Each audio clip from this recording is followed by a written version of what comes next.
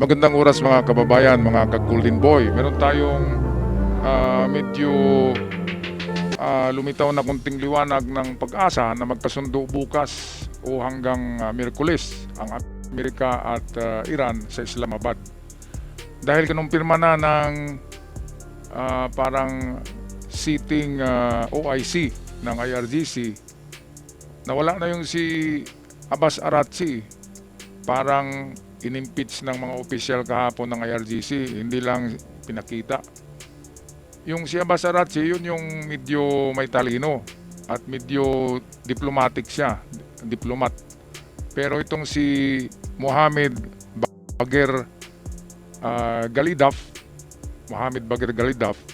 ito yung astig na astig, parang si Sean Connery ng James Bond 007. Di ba kung napanood nyo, Sean Connery ang mukha eh.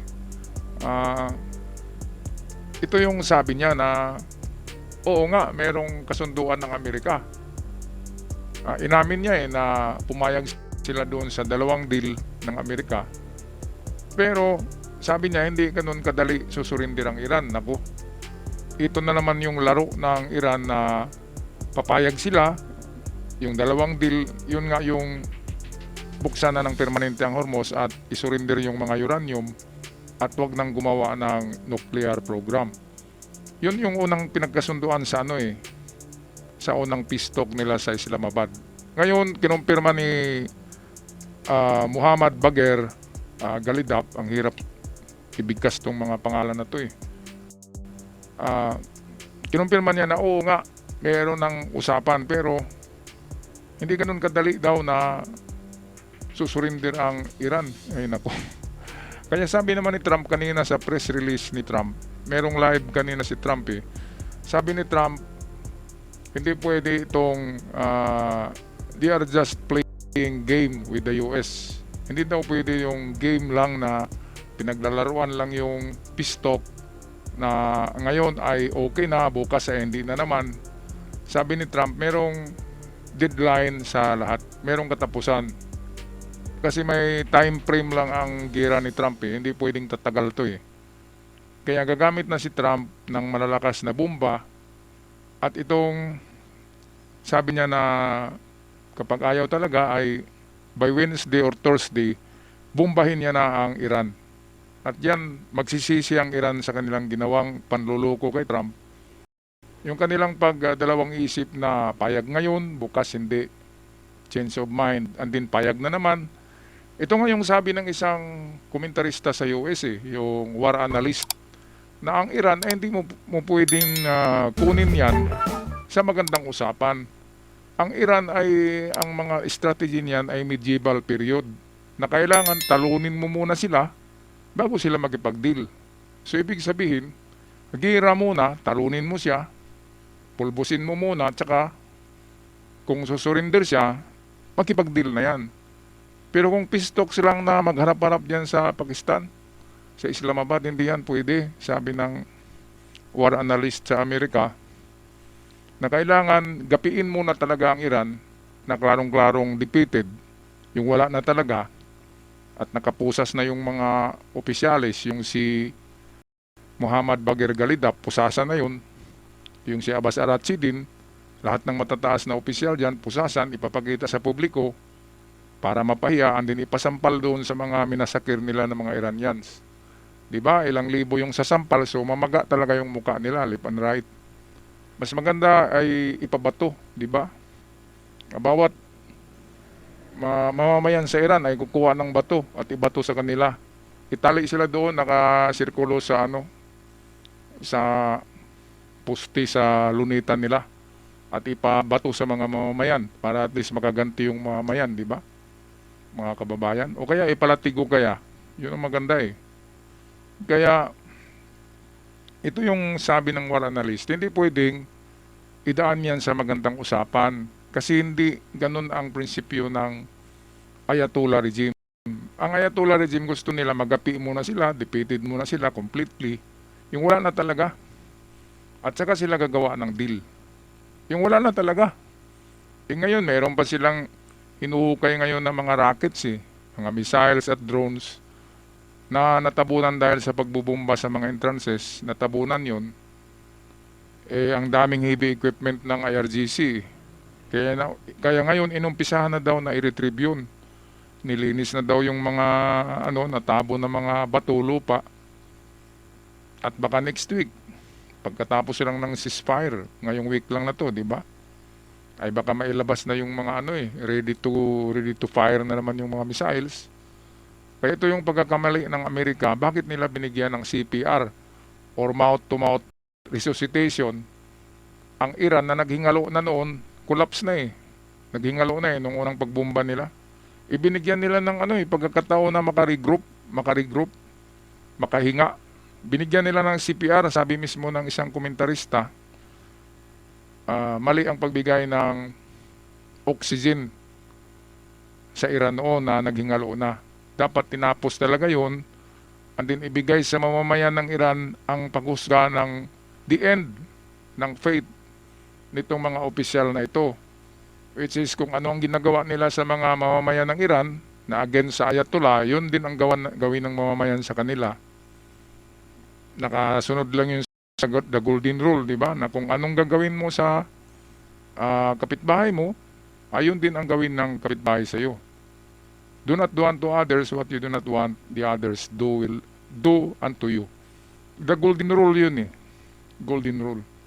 Kaya maganda talaga, pulbusin muna ng Amerika, and then kapag napusasa na yung mga opisyal na yan, i-turn over yan sa mamamayan ng Iran at sila na ang maghusga dyan para hugas kamay na si Trump. Di ba? Kasi nandiyan naman si yung Prince Risa Pahlavi, ready na nauupo Tsaka mayroon pang isang babaeng aktivista na mayroon din siyang mga followers. Kaya dapat ganun ang gawin ni Trump. Tapusin na talaga yan para matapos na rin ang paghihirap ng mundo dito sa oil crisis na ito. Okay, balik tayo sa UNTV. Inumpirma ng Iran na may mga napagkasunduan na sa kasalukuyang negosasyon nito sa Estados Unidos matapos ang mga usapan sa Pakistan. Ngunit sa kabila nito ay giniit ng Tehran na malayo pa ang dalawang panig sa isang buong kasunduan dahil sa mga natitirang malalaking issue. Durusa pa ang Pilipinas sa oil crisis na ito. Kanina bumili ako ng tinapay, ay nagmahal na ang tinapay. Kanina sabi ko, bakit nagmahal kayo bumaba ng langis sabi nila, ganun talaga sir. Tinapay, tumaas na ang presyo. Tapos ang pandesal ang liliit na. Galing sa ganito na 5 piso. Ngayon, ganito na lang ang 5 piso Ganyan kaliit Ganyan kaliit. Grabe. Kaya itong Iran, pinahihirapan tayo mga kababayan.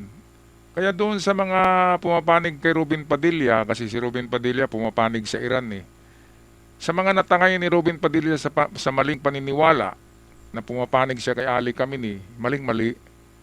Kasi pinahirapan tayo Ngayon tinuturo ni Robin Padilla dahil daw kay Trump, kaya naghirap tayo. Hindi, naghirap tayo dahil sa Iran. Hinahijack ng Iran ang buong mundo. Unang hijackin ng Iran ay ang Gulf State. Ang Saudi, ang Qatar, ang UAE, ang Iraq, ang Bahrain, ang Kuwait. Yun ang gustong agawin talaga ng sinabi kanina ni Trump yan sa press release. Na yan talaga ang plano ng Iran, agawin ang Gulf State, sa kanila na yung lahat ng langis, at sila na ang maghari ng mundo. Kung sila nang maghari ng mundo, paano na tayo? Kung magapi nila ang Amerika, di ba mga kababayan? Pugot ng ulo natin yan. Hindi pala bibitayin masakit talaga ang bibitayin.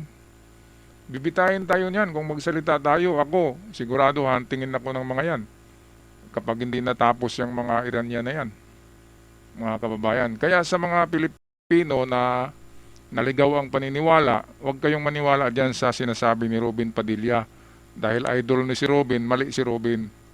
Pati nga yung Santo Papa kumikiling sa Iran Kaya maling-mali ang Santo Papa. Binabatikos na ngayon ng Santo Papa ng buong Katoliko sa Amerika. At kahit Katoliko dito sa atin, hindi na naniniwala dyan. Kahit kayo, hindi kayo naniniwala na Mantakin nyo, 1 million na ang binitay pala. Magmula ng 1979 nang umupo ang Ali Khamenei na yan, hanggang 2026, 1 million mahigit na ang pinairing squad at binitay ng regime na yan. Pero yung Santo Papa na Pope Leo, imbis na ang banatan niya ay Ali Khamenei na regime, ang binanatan niya si Donald Trump na bakit nang bomba daw. Binanatan din niya si Netanyahu, bakit binumba daw ni Netanyahu ang Hamas. Ay talagang kumikiling sa terorista, no? Mga kababayan, ang Santo Papa na yan. Kaya tinatawag siya na Islamic Pope ng Amerika ngayon. O ito, anti-Pope na mga Americans eh. Yan lang naman na Santo Papa, Amerikano yan eh. Isipin nyo, isang Amerikanong Santo Papa, tinulungan ni Trump para manalo sa Vatican. Ngayon, binultahan si Trump at ang Amerika. At siya pa yung nagsabi na mali ang Amerika sa ginawang gera sa Iran. Doon pa siya kumampi sa Iran eh. Ganon din sa Israel, kinalaban niya ang Israel, doon siya kumampi sa Hamas na nagmasakir at ng rape ng mga babae sa Israel noong nakaraang 2 taon na yata yun, di ba, mga kababayan? Okay, so tapusin na natin to. Balita courtesy ng The UNTV. Ayon kay Iranian Parliament Speaker Mohammad Bagher Ghalibaf, may mga puwang pa at mamahal. Ayon kay Iranian Parliament Speaker Mohammad Bagher Ghalibaf, may mga puwang pa at mamahalagang usapin na hindi pa nalulutas. Okay, so ito yung si Muhammad Bagher Ghalibaf. Ayan, siyan ka ni rin, no?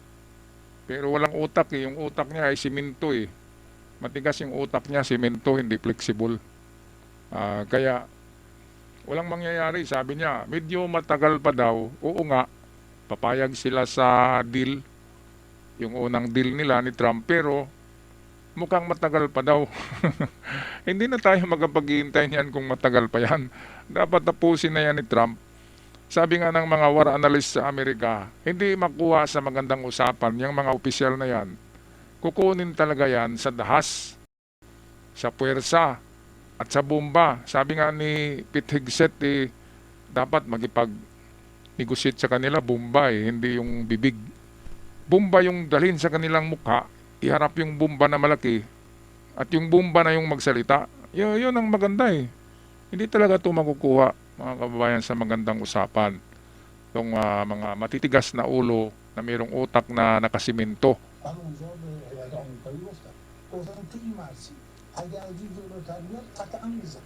من اونجا به هیئت آمریکایی گفتم تو این مرزی اگر زی جلوتر بیاد قطعا میزنه 15 دقیقه فقط از ما وقت خواستم گفتم آقای قاضی 15 دقیقه وقت بدیم ما دستور میدیم که برگرد. Isa sa mga kritikal na issue ang pagbubukas ng Strait of Hormuz na nananatiling sarado sa gitna ng standoff ng Iran at United States.